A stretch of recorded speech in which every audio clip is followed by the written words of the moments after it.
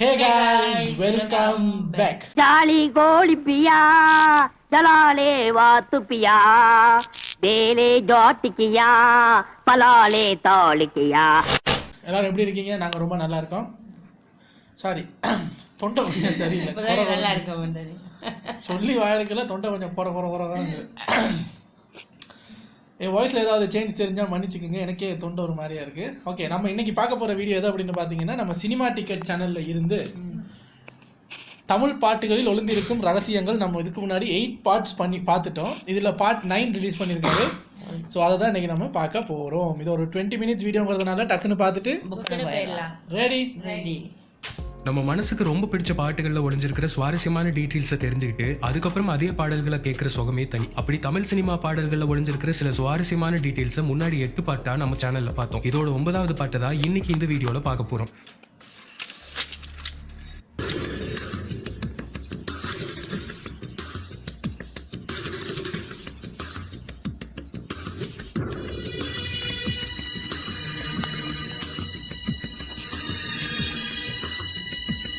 பழையப்பா Neelambari BGM நீலாம்பரியா?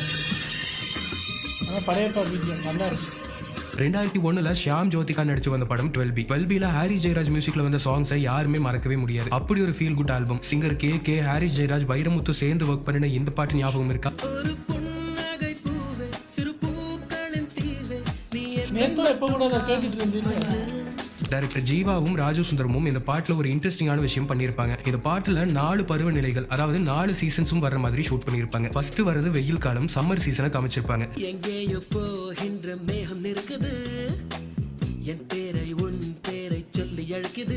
ரெண்டாவது மழைக்காலம். இந்த போர்ஷன்ல பேக் டான்சர் ஷியாம் ஜோனு எல்லாருமே வின்டர் சீசன்ல போடுற காஸ்டியூம்ஸ்ல இருப்பாங்க.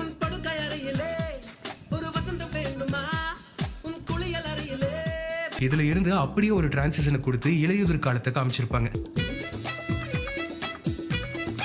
இதெல்லாம் யாரு கவனிக்கிறது?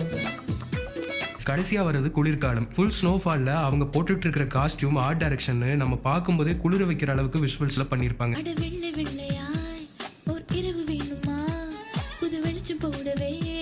சாதாரணமா படத்துல வர லவ் சாங்குக்கு எவ்வளவு கிரியேட்டிவிட்டியா ஒர்க் பண்ணிருக்காரு ஜீவா. இப்படி ஒரு டைரக்டர் இன்னைக்கு நம்ம கூட இல்லைன்னு நினைக்கும் போது கஷ்டமா தான் இருக்கு. நமக்கு பிடிச்ச அடிக்கடி கேட்கிற தமிழ் பாடல்கள்ல சில வார்த்தைகளுக்கு அர்த்தம் தெரியாது. அர்த்தம் புரியலனாலும் அந்த டியூனுக்காகவே கேட்டிருப்போம். அப்படி நமக்கு புரியாம போன நிறைய சாங்ஸ்ல இருக்கிற வார்த்தைகளோட அர்த்தத்தை தான் இப்போ பார்க்க போறோம். இதை தெரிஞ்சுக்கிட்டு இந்த பாட்டை கேட்டீங்கன்னா அதே சாங்ஸ் இன்னும் அழகா இருக்கும். சின்ன தம்பி படத்துல வர்ற இந்த பாட்டுல கங்கை அமரன் ஒரு வரியில ஏலப்பூ கோலம் போடும் நாசிதான்னு எழுதியிருப்பாரு. ஏலக்காய் தெரியும், அது என்ன ஏலப்பூ? ஏலப்பூ கோலம் போடும் நாசினா என்ன? ஏலக்காய் வர அதே செடியில ஏலப்பூவும் வளரும். இந்த ஏலப்பூவோட ஸ்ட்ரக்சரே அவ்வளவு அழகா இருக்கும். காலம் காலமா பெண்களோட மூக்க வர்ணிக்க என்னென்னமோ கவிஞர்கள் யூஸ் பண்ணிருக்காங்க. ஆனா இங்க குஷ்புவோட மூக்க வர்ணிக்க ஏலப்பூவை யூஸ் பண்ணிருக்காரு கங்கை அமரன். இந்த வரியில வர்ற நாசிக்கு மூக்குன்னு அர்த்தம்.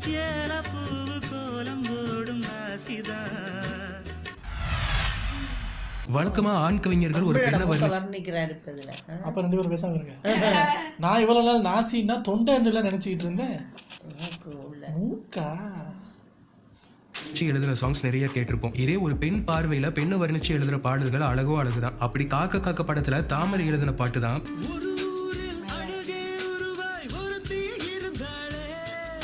நம்ம கேட்டு ரசிச்ச நிறைய பெண் வர்ணனை பாடல்கள் பெண்களோட உடல் பாகங்களை வர்ணிச்சதான் அதிகப்படியா இருக்கும். ஆனா இந்த ஒரு ஊரில் பாட்டு அதுக்கு விதிவிலக்கு. உடல் ரீதியான வர்ணனை இல்லாத ஒரு பெண் வர்ணனை பாட்டு. இந்த பாட்டுல வர ஒரு வரியில தாமரை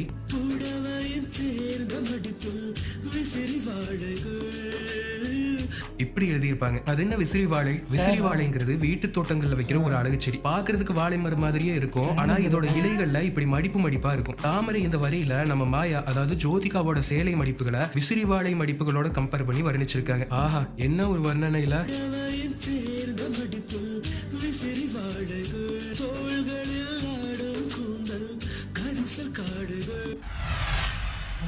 ஒரு கிராமத்து மண்வாசம் வீசும் படத்துக்கு கூட தன்னால மியூசிக் பண்ண முடியும்னு ஏஆர் ரஹ்மான் நிரூபிச்ச படம் கிழக்கு சீமையிலே வைரமுத்து எழுதின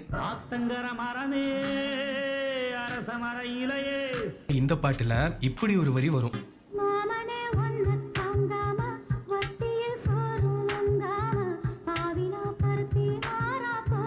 வட்டியில் சோறும் உங்காம. அது என்ன வட்டி? நமக்கு தெரிஞ்ச ஒரே வட்டி கடன் கொடுத்தா திருப்பி கொடுக்கும்போது கொடுக்குற வட்டி. செட்டிநாடு ஏரியால சாப்பிடுற பிளேட்டை வட்டின்னு தான் சொல்லுவாங்க. வட்டி, வட்டில் இப்படி நிறைய பேர் வச்சு அங்க பேச்சு வழக்குல சொல்லுவாங்க. இந்த கிழக்கு சீமையில கூட அப்படி ஒரு கிராமத்து கதைக்களத்துல நடக்கிற கதைங்கிறதால வைரமுத்து பாடும்போது அதுல வந்து மெயினா அந்த வெங்கலத்துல வாரதுதான் சொல்லுவாங்க. ஓ, இதைத்தான் நம்ம வடிவேலு சொல்றாரா, சோத்தை திங்கிறியா சோட்டை விட்டு வட்டியை திங்கிறியா. நான் இவ்வளவு நாளா அது லட்டின்னு நினைச்சுக்கிட்டு இருந்தேன். லத்தி, அவங்க லட்டி சொல்றது வேறது தானே, சோறு திண்டா வெளியே வர்றது அது இல்லையா? நான் அப்படிதான் நினைச்சேன். ஏங்க வடிவேல் சார் கேட்பாரு, சோறை திங்கிறியா, இப்படி கையை எப்படி வச்சு கேட்பாரு, சோறை திங்க சோத்து விட்டு லட்டியை திங்கிறியான்னு. ஸோ அவர் லட்டின்னாரா வட்டின்னாரா, அவர் சொன்னது வந்து இது சோறை திங்கிறியா இல்லை பிளேட்டை திங்கிறியான்னு கேட்காரு. இல்லை இல்லை இல்லை சொல்லுவாங்க, நீ சோறு தின்றியா மற்ற இதுன்றியான்னு கேட்பாங்க. அதுக்கு அதைத்தான் அவர் சொல்லியிருக்காரு. இது எதுங்கிறத நீங்க கமெண்ட்ல சொல்லுங்க. எனக்கு அது அவர் வட்டியெல்லாம் சொல்லியிருக்க மாட்டேன். இல்லை இப்படி கை காட்டி சொல்லுவார்.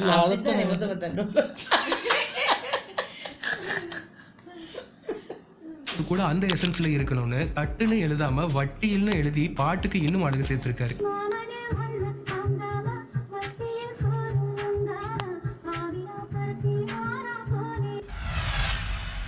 எஜமான் படத்துல மீனா வளைகாப்பு சீன்ல இப்படி ஒரு பாட்டு வரும்.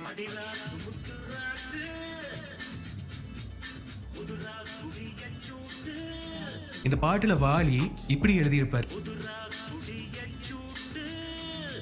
ராக்குடினா என்னன்னு இதுக்கு முன்னாடி யோசிச்சிருக்கீங்களா? வாலி ஏதோ எதுகை மோனை ரைமிங்காக இந்த ராக்குடிங்கிற வார்த்தையை இங்க வைக்கல. அந்த காலத்துல ராக்குடினா என்னன்னு தெரியாதா? ராவா குடிக்கிறது, தண்ணி மிக்ஸ் பண்ணாம. வளைகாப்பு டைம்லையும் பெண்கள் பரதநாட்டியம் அரங்கேற்றங்கள்லையும் தலைவாரின் அப்புறமா கூந்தலோட சேர்த்து அணிகிற ஒரு அணிகலன் தான் ராக்குடி. இங்கேயும் மீனா வளைகாப்புல ரஜினி ராக்குடிய சூட்டுன்னு சொல்ற மாதிரி எழுதியிருக்காரு. வாலி முடிக்கும் ஜுவல்லரி இருக்கா? ஓ, அந்த கொண்டைக்கு மேல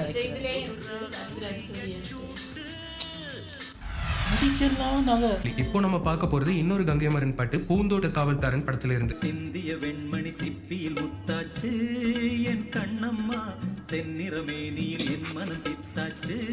இந்த பாட்டுல ஒரு இடத்துல இப்படி எழுதியிருப்பாரு கங்கை அமரன், சேலாடும் கண்ணில் பாலூரும் நேரம், சேலாடும் கண்ணில் பாலூரும் நேரம். அது என்ன சேலாடும் கண்ணில்? சேல் அப்படிங்கிற வார்த்தை ஒரு சுத்தமான தமிழ் வார்த்தை. பழைய பாடல்கள்ல நிறைய இந்த வார்த்தையை யூஸ் பண்ணிருக்காங்க, இப்போ காணாம போயிருச்சு. சேல் அப்படின்னா கெண்டை மீன். கெண்டை மீன் மாதிரியே அந்த பொண்ணோட கண்கள் அகன்று விரிஞ்சு இருக்காமா, அதுதான் இந்த சேலாடும் கண்ணில். ஏஆர் ரஹ்மான் வாலி காம்போல வந்து இன்னொரு சூப்பர் ஹிட் பாட்டு.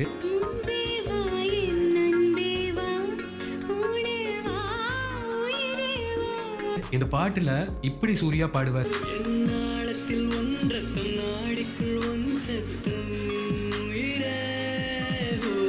அது என்ன நாளத்தில் உன்றத்தம்? தமிழ் மீடியம் படிச்சவங்களுக்கு இந்த நாளம்ங்கிற வார்த்தைக்கு அர்த்தம் தெரிய வாய்ப்பு இருக்கு. நாளம்னா வேற ஒண்ணும் இல்ல, ரத்த குழாய்னு தான் அர்த்தம். எவ்வளவு அழகா இந்த டியூனுக்கும் பொருந்துற மாதிரி நல்ல தமிழ் வார்த்தையும் போட்டு எழுதியிருக்காரு வாலி. என்னோட ரத்த குழாயில ஓடுறது உன்னோட ரத்தம்னு அவ்வளோ ரொமான்டிக்கா எழுதியிருப்பாரு.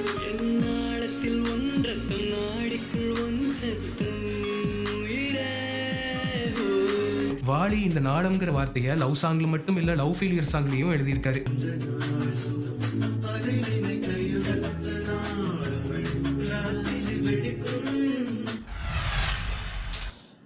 ஒரு ஒரு 10 செகண்ட் இப்போ வர்ற ஏதாவது ஒரு இப்போ லேட்டஸ்ட்டாக வந்து ஏதாவது ஒரு பாட்டோட லிரிக்ஸை நினச்சி பார்த்துட்டு இதை நினச்சி பாருங்க, அப்படிதான் தோணுது.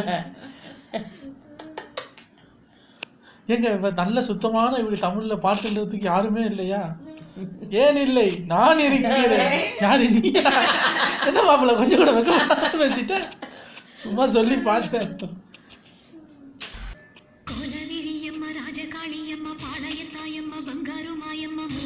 சாமி பாட்டெல்லாம் வருது. அது என்ன கோலவிழி? நமக்கு தெரிஞ்ச கோலம் எல்லாம் வாசல்ல போடுறதுதான். கோலம் அப்படிங்கிறது ஒரு பழைய தமிழ் வார்த்தை. இதுக்கு அழகுன்னு ஒரு மீனிங்கும் இருக்கு. மீனிங் தெரியாமலேயே நிறைய வீடுகள்ல அங்கங்க யூஸ் பண்ணிட்டு தான் இருக்காங்க. நம்ம வீட்டுல குழந்தைங்க விளையாடிட்டு அழுக்கு பண்ணிட்டு வந்து நின்னா என்ன கோலண்டா இது அப்படின்னு சொல்லுவோமே, அந்த கோலம் தான் இது. இங்க கோலவிழி அப்படின்னா அழகு கண்கள்னு அர்த்தம். புருஷ லட்சணம் படத்துல காளிதாசன் தேவா மியூசிக்ல இந்த பாட்டை எழுதியிருப்பாரு. வாலி கூட 1993 ரஜினி நடிப்புல வந்த உழைப்பாளி படத்துல ஒரு பாட்டுல இந்த வார்த்தையை எடுத்துட்டு வந்திருப்பாரு.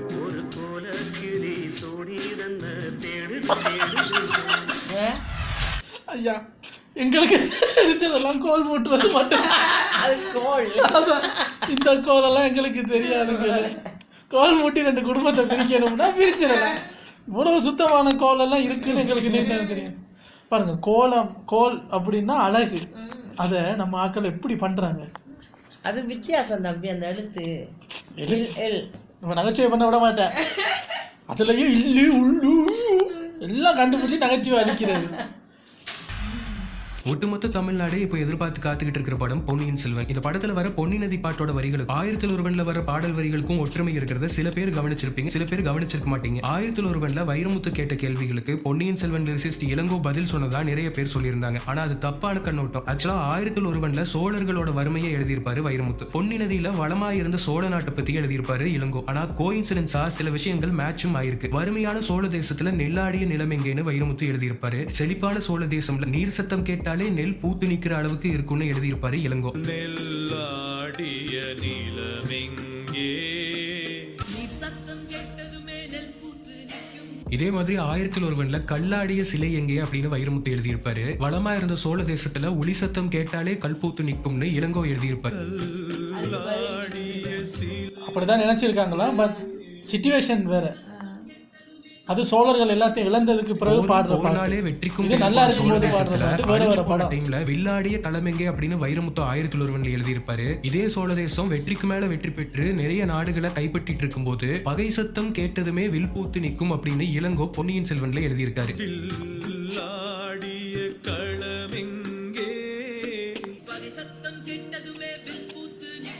சோழ தேசத்தோட இன்னொரு பெருமை சோழ தேசத்துல இருக்கிற புலவர்கள். அப்படி இருந்த புலவர்கள் இருந்த சொல்லாடிய அவை எங்கே அப்படின்னு சொல்லிட்டு 1001 வைரமுத்து கேட்டிருப்பாரு. பொன்னியின் செல்வன்ல சோழத்தின் பெருமை கூற சொல் பூத்து நிற்கும் அப்படின்னு எழுதியிருப்பாரு இளங்கோ. சொல்லாடிய அவை எங்கே.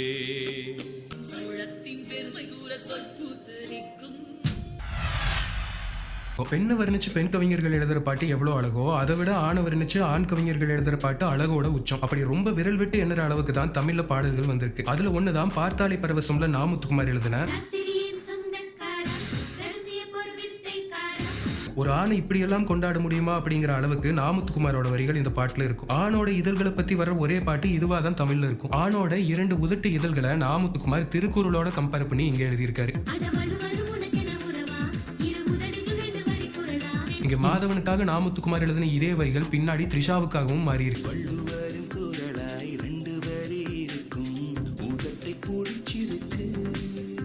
மாதவன் வீதி வலம் வந்தா தெருவிலுக்கும் கண்ணடிக்கும் எழுதின நா. முத்துக்குமார் இதே வரிய பின்னாடி ஜெனிலியாவுக்காக சச்சின்லயும் எழுதியிருக்காரு.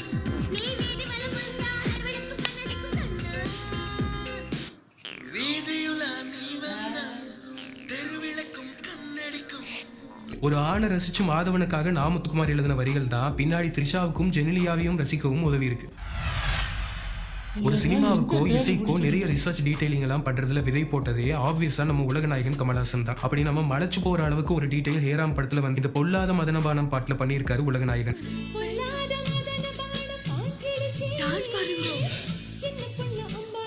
இந்த சாங்ல நம்ம பார்த்த இந்த டான்ஸ் ஃபார்முக்கு பேரு லாவணி. லாவணி அப்படின்னா காமதகனம் அப்படின்னு அர்த்தம். மகாராஷ்டிரால இருந்து 400 வருஷத்துக்கு முன்னாடி மராட்டியர்களால நம்ம தஞ்சாவூருக்கு கொண்டு வரப்பட்ட டான்ஸ் ஃபார்ம் தான் இந்த லாவணி. தஞ்சாவூர் அதை சுத்தி இருக்கிற டிஸ்ட்ரிக்ட்ல எல்லாம் இந்த லாவணி பிரபலமான ஒண்ணு. ஸ்டார்டிங்ல லாவணி பாடுறதுக்கும் பாக்குறதுக்கும் ஆண்கள் மட்டும்தான் அனுமதிச்சிருக்காங்க. இதுக்கு காரணம் இந்த பாடல்கள்ல காமச்சுவை அதிகமா இருந்ததுதான். இந்த லாவணியில சில ரெஸ்ட்ரிக்ஷன்ஸ் எல்லாம் பண்ணி வரையறை பண்ணின அப்புறம் தான் பெண்களை இதுக்குள்ள அனுமதிக்க ஆரம்பிச்சாங்க. நாட்டுப்புற கலைகள்ல முக்கியமான இந்த லாவணி ஒவ்வொரு வருஷம் மாசி மாசம் நடக்கிற காமதகன விழா.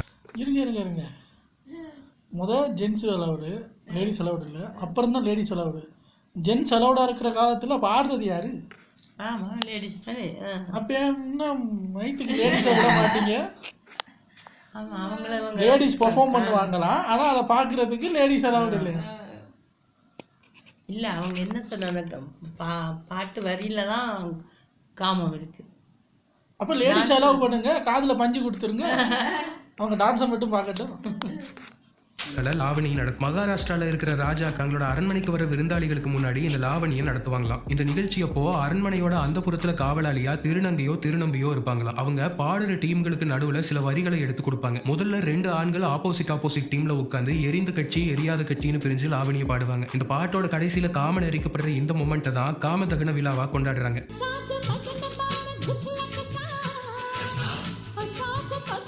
ஹேராம்ல வசுந்தராதாஸோட மும்பைக்கு இந்த காமதகன விழா நடக்கிற டைமுக்கு போயிருப்பாரு கமல். அப்போதான் இந்த லாவணி நடக்கும்.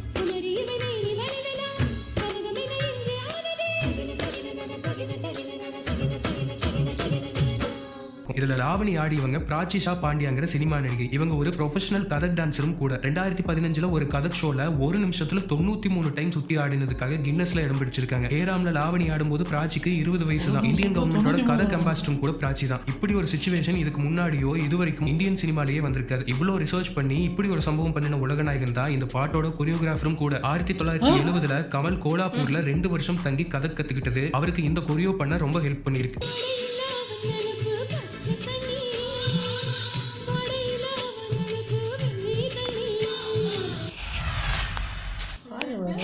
ஐயா நீங்க பிறந்ததுல இருந்து நடிச்சுக்கிட்டு இருக்கீங்க, பிஸியா இருக்கீங்க, இதுல இருந்து 2 வருஷம் தங்கி டான்ஸ் படிச்சதுக்கு டைம் உங்களுக்கு? இதே வேலை அனைவர் போல எப்போ எதை கத்துக்கலாம் என்ன பண்ணலான்னு. ஏஆர் ரஹ்மான் நிறைய ஹிந்தி படங்கள்ல ஒரு பாட்டுல யூஸ் பண்ண டியூனை அதே படத்துல வர இன்னொரு பாட்டிலையும் யூஸ் பண்றது வழக்கம். ஆனா அதே மியூசிக் இன்னொரு பாட்டிலையும் பக்காவா சிங்க் ஆயிருக்கும். இப்படி தமிழ்லயும் சில சாங்ஸ் எல்லாம் ஏஆர் ரஹ்மான் பண்ணியிருக்காரு. படையப்பா டைட்டில் சாங் டியூனை தான் இன்னொரு சாங்கோட ஸ்டார்டிங் டியூனாவே யூஸ் பண்ணியிருக்காரு. அது ஸ்லோவா வரும்.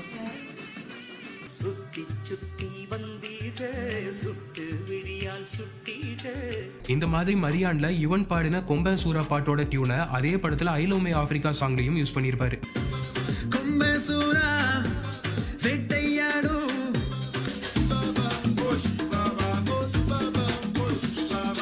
குருல ஆர்வீரிய சாங்லயும் மான்புரும் மங்கைய சாங்லயும் ஒரே டியூனை யூஸ் பண்ணியிருப்பாரு.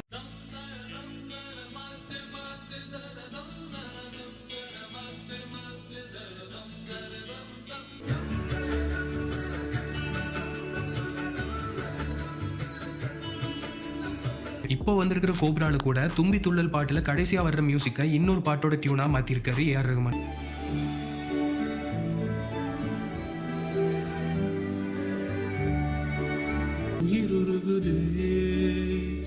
மனம் கரையுதே எனது வானே. மனைவி அமைவதெல்லாம் இறைவன் கொடுத்த வரம்னு எழுதினாரு கண்ணதாசன். எத்தனை மனைவி அப்படிங்கறதும் இறைவன் கொடுத்த வரம் தான். அப்படி கண்ணதாசனுக்கு இறைவன் கொடுத்த வரம் 3 மனைவிகள். கண்ணதாசனுக்கு தன்னோட வாழ்க்கையில நடந்த நிறைய சம்பவங்களை பாட்டா எழுதினதை முன்னாடியே பார்த்திருக்கோம். அப்படி இருக்கும்போது மனைவிகளை பத்தி எழுதாமையா இருப்பாரு? 1950 கண்ணதாசனோட முதல் திருமணம் நடந்துச்சு. மனைவி பேரு பொன்னம்மாள். கல்யாணமான புதுசுலயே மனைவியை இம்ப்ரெஸ் பண்றதுக்காக 1950 வந்த பாக பிரிவினை படத்துல பொன்னம்மாங்கிற பேரு வர்ற மாதிரியே ஒரு பாட்டு எழுதினாரு. தாழையாம் பூ முடிச்சு தடம் பார்த்து நடை நடந்து வாழையிலை போல வந்த பொன்னம்மா. 2வது கல்யாணமும் கவிஞருக்கு அதே வருஷம் நடந்துச்சு. அதுவும் காதல் கல்யாணம். 2வது மனைவி பேரு பார்வதி. பார்வதியை மனசுல வச்சுதான் இந்த பாட்டு எழுதினேன்னு நிறைய பேட்டிகள்ல சொல்லி அவர் எழுதின இந்த காதல் பாட்டு இன்னைக்கு கேட்டாலும் மயிலறுகால வருடுற மாதிரி அப்படி ஒரு வரிகள்ல இருக்கும். காலங்களில் அவள் வசந்தம், கலைகளிலே அவள் ஓவியம். பார்வதி மேல இருந்த காதல்ல அப்போ தன்னோட புனைப்பெயரை கூட பார்வதிநாதன் வச்சுக்கிட்டாரு கண்ணதாசன். சில வருஷத்துக்கு அப்புறம் கவிஞர் உச்சத்துல இருந்த டைம்ல பெண்களை போக பொருளா வச்சு எழுதின கவிதை ஒரு கான்ட்ரவர்சியா ஆச்சு. இதை படிச்ச வள்ளியம்மைங்கிற ஒரு காலேஜ் ஸ்டூடெண்ட்டுக்கு கோபம் வந்து ஒரு கண்டன கடிதம் கவிஞருக்கு போட்டாங்க. ஆனா அந்த லெட்டர் தான் கவிஞர் கண்டிச்சிருக்கு. அதுல இருந்து தமிழ் கண்ணதாசனுக்கு கற்கண்டா இணைச்சிருக்கு. இனிப்பு குறையறதுக்குள்ள வள்ளியம்மைக்கு கவிஞர் பதில் கடிதம் போட 2 பேரும் மாறி மாறி தொடர்ந்து கடிதம் போட்டு கண்டனமா ஆரம்பிச்ச தொடர்பு காதலாகி 24 ஏங்க கண்டனம் தெரிவிச்சா கண்டனத்தை மட்டும் தெரிவிக்கணுதானங்க? கல்யாணம் வரைக்கும் போயிட்டீங்க. நம்மால் எவ்வளோ போட்ட இதில் நம்ம கண்டனமா? அதனாலதான் அவருக்கு அவ்வளோ எக்ஸ்பீரியன்ஸ் வாழ்க்கையில. கண்டன கடிதமா போடுறீங்க? இருங்க பதில் கடிதம் போட்ட வாழ்க்கையவே க்ளோஸ் பண்ணி போடுறேன். ஆஹா ஐயா கண்டன கடிதமா? வள்ளியம்மையை தன்னோட 50வது வயசுல 3ஆம் தரமா கல்யாணம் பண்ணிட்டாரு கவிஞர். வள்ளியம்மை கவிஞர் வீட்டுக்குள்ள வரும்போது கவிஞருக்கு 14 குழந்தைகள். அதுல சிலருக்கு கல்யாணமாகி பேர குழந்தைகள் வேற. 50 வயசுல உனக்கு இது தேவையான நிறைய பேர் கலாய்க்க கவிஞர் யாருக்குமே நேரடியா பதில் சொல்லாம சிவாஜி நடிச்சு வந்த ரிஷி மூலம் படத்துல பாட்டால பதில் சொன்னாரு.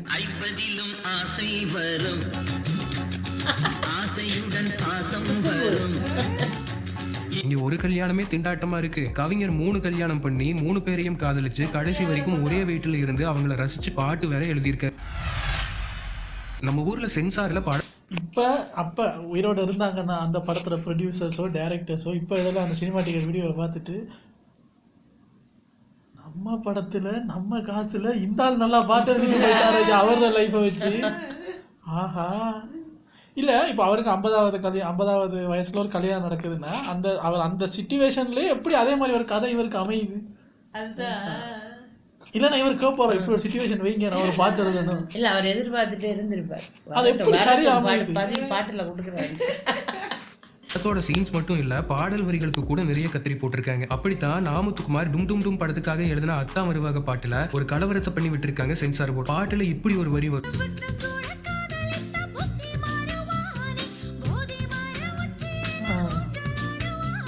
இதை கேட்டு புத்தரை பத்தி நீங்க எப்படி இப்படி எழுதலான்னு கேட்க உடனே புத்தனை சித்தனாக்கி போதி மரத்தை ஆலமரமா மாத்தி சித்தன் கூட காதலிச்சா புத்தி மாறுவானே ஆலமர உச்சியில ஊஞ்சல் ஆடுவானேன்னு மாத்திட்டாரு நாமுத்துக்குமார்.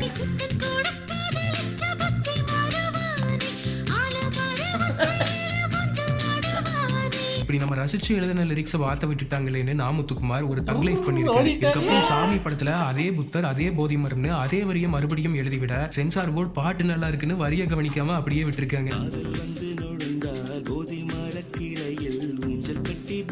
அவர் வச்சுட்டே இருந்திருக்காரு. அவர் இப்படி உல்டாவா மாத்தி விட்டாரு, கவனிக்கல. புத்தனத்துக்கு முதல்ல போட்டதானே பிரச்சனை, கடைசியா போடுறேன்டா. இதே வரைய நிறைய பாடல்கள்ல நமக்கே தெரியாம வச்ச சில சம்பவங்கள் இந்த சீரீஸ்ல முன்னாடியே பார்த்திருக்கோம். அப்படி வந்து இன்னும் சில பாடல்களை இப்ப பார்க்கலாம். காதல் அமுதமா விஷமா இப்படி 1981 வந்த எனக்காக காத்திரு படத்துல வந்த பாட்டுல இளையராஜா மியூசிக்ல எழுதின அதே வரிய டூயட் படத்துல வந்து என் காதலி பாட்டுல ஏஆர் ரஹ்மான் மியூசிக்ல எழுதியிருக்காரு வைரமுத்து.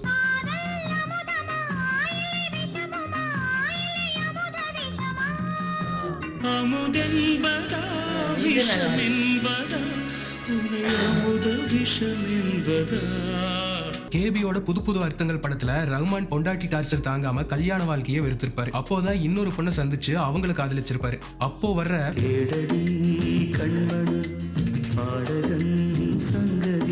இந்த பாட்டுல இப்படி ஒரு வரிய வாலி எழுதியிருப்பாரு.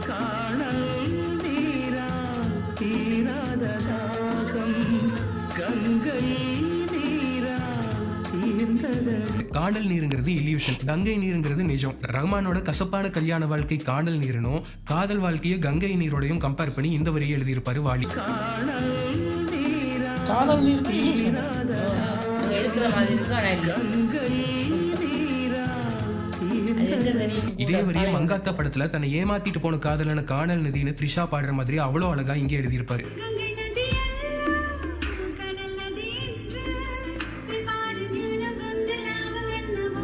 ராஜாவுக்கு எழுதின அதே வரி இவனுக்கும் எழுதினதோட இல்லாம உனக்கும் தர்றேன்னு ரஹ்மானுக்கு சக்கர கட்டி படத்துல கங்கை என காணலை காட்டும் காதல் காணல் என கங்கையை காட்டும்னு எழுதியிருப்பாரு.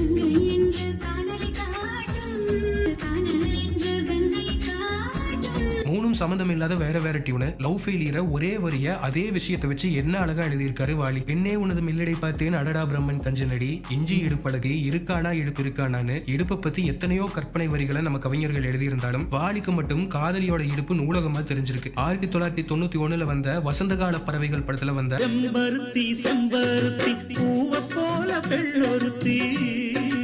இந்த பாட்டுல தான் அந்த வரி இருக்கு.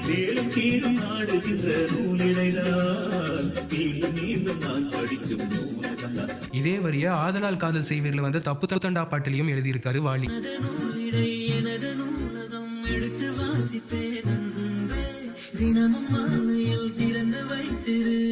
இதே வரிய இதுக்கப்புறம் வந்த குங்குமப்பூவும் கொஞ்சு புறாவும் படத்திலையும் காதலர் தினம்னு மொத்தம் 4 பாட்டுல எழுதியிருக்காரு வாலி.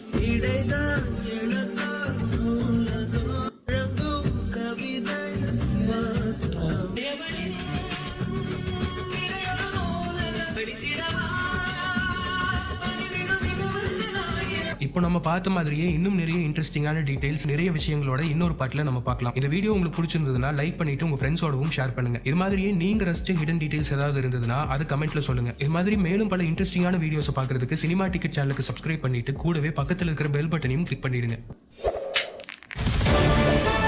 காய்ஸ் ரொம்ப நல்லா இருந்தது. ஆஸ் யூஷுவல் இந்த சினிமா டிக்கெட்டோட அந்த மூவி மிஸ்டேக்ஸ் பாட்டுக்குள்ள ஒழிஞ்சிருக்க ரகசியம் எல்லாம் நல்லா இருக்குது. இதில் இன்னொரு பாகம் வர இருக்குன்ட்டாரு. எனிவேஸ் வீடியோ ரொம்ப நல்லா இருந்தது. எங்க கூட சேர்ந்து பார்த்து நீங்களும் என்ஜாய் பண்ணிருப்பீங்க. உங்களுக்கு இன்னொரு புதுவிதமான வீடியோவில் வந்து சந்திக்கிறோம். அடுத்து ஜம்ஸ்டிக் family signing off. Take care.